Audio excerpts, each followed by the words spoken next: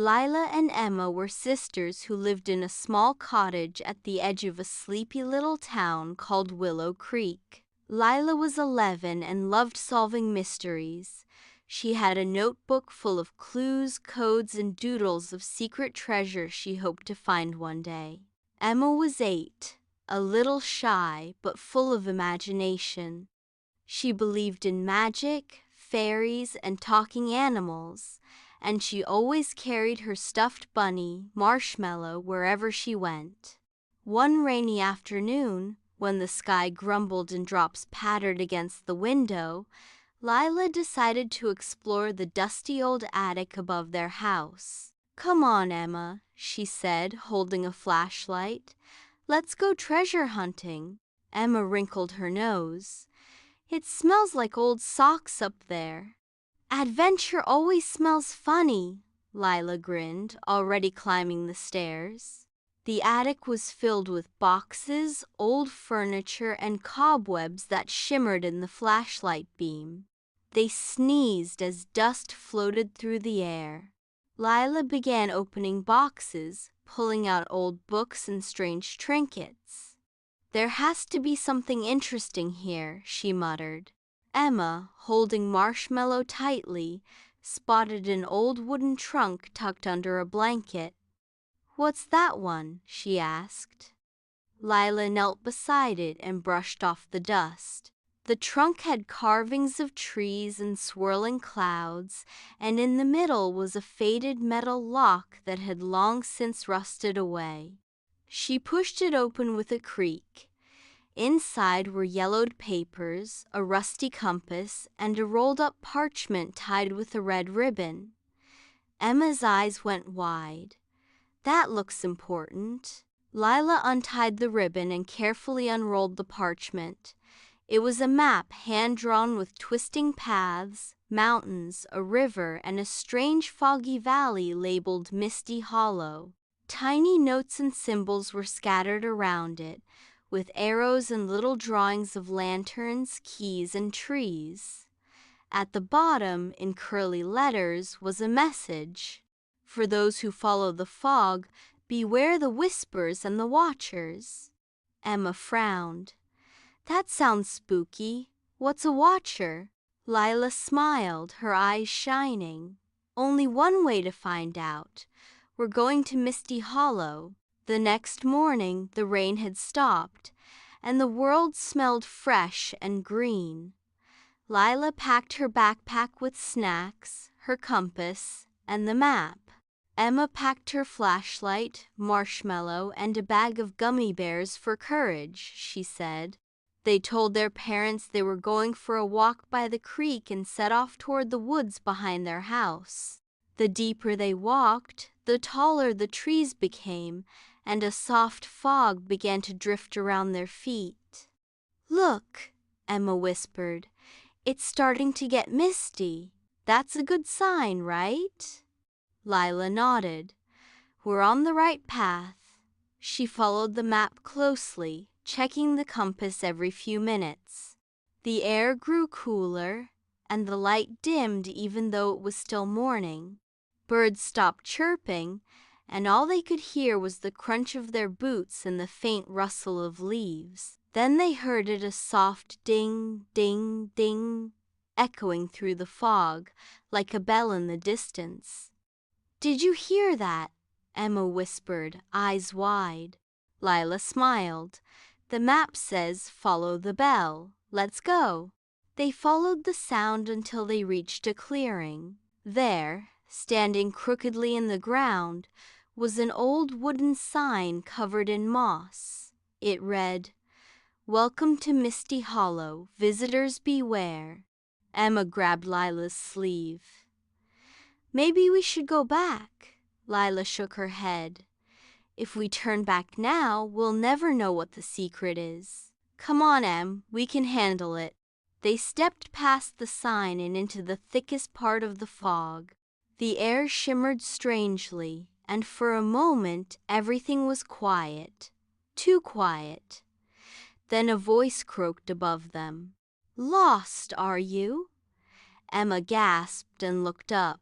A black raven sat on a branch, staring down at them with eyes that glowed like tiny embers. "You can talk?" Emma asked in awe. "Of course I can talk," said the raven. "All things talk in Misty Hollow if you listen closely enough." Lila tilted her head. "Do you know what this map leads to?"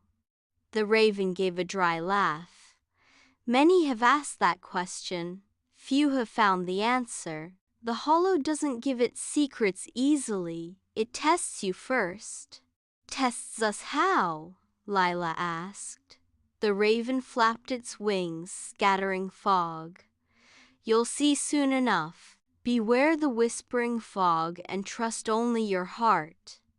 With that, it flew off into the mist, leaving behind a single black feather that shimmered faintly. Emma picked it up and slipped it into her pocket. "I don't like this, Lila." Lila squeezed her hand. "It's okay. We've got each other. That's all we need." They kept walking until they reached a narrow wooden bridge stretching across a deep ravine. The planks were old and creaky, and beneath them fog swirled like a sea of ghosts. A sign by the bridge read, "Only the brave may cross." Lila stepped onto the first plank. It groaned under her weight but held firm. "Come on," she said. Emma hesitated, then followed. But halfway across, a whisper floated up from the fog below. "Turn back, go home, you'll never find it." Emma froze. "Did you hear that?" Lila kept walking, though her heart beat faster. "They're just trying to scare us. Keep going." The whispers grew louder. "Emma, Emma, you shouldn't be here." Emma's eyes filled with tears. "It knows my name." Lila turned and reached out her hand.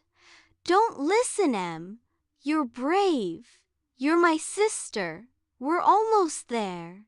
Emma took a shaky breath, grabbed Lila's hand, and together they ran across the bridge.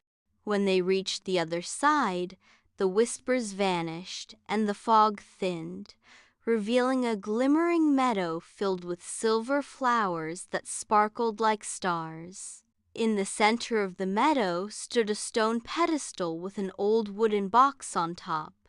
The box was carved with symbols matching the ones on their map. "This has to be it," Lila whispered. Emma looked around nervously. "What if it's a trap?" Lila smiled. "We'll find out together." She lifted the lid slowly, and inside was not gold or jewels, but a small glass orb swirling with mist. The moment Lila touched it, the mist began to glow, filling the air with soft light. Then, a gentle voice spoke not from the orb, but from everywhere at once. "Two hearts brave and true, bound by love, have broken the Hollow's curse." The fog began to lift, and sunlight spilled into the meadow. The air filled with the sound of birds singing again. The wooden box melted away into dust, leaving behind a single silver medallion shaped like two sisters holding hands. Emma picked it up. "It's us," she said softly. Lila smiled, tears in her eyes. "I think we found the real treasure." They walked back through the forest, which no longer felt dark or scary. The raven swooped overhead once more, calling out, "Well done, little sisters. The Hollow remembers your courage." When they finally reached home, their parents were sitting on the porch, smiling. "Did you have a good walk?" their mom asked. Lila and Emma looked at each other and grinned. "The best one ever," Lila said. That night they placed the medallion on their nightstand. As they turned off the light, a faint shimmer of mist rose from it, curling like smoke and forming the shape of wings. "Do you think we'll ever go back?" Emma asked sleepily. Lila smiled. Maybe, but I think Misty Hollow will find us when it's ready. Outside, under the glow of the moon, the forest whispered softly as if the hollow was still alive, watching and waiting for the sisters' next adventure. And deep in the distance, a familiar voice echoed through the night air. Until next time, little ones, until next time.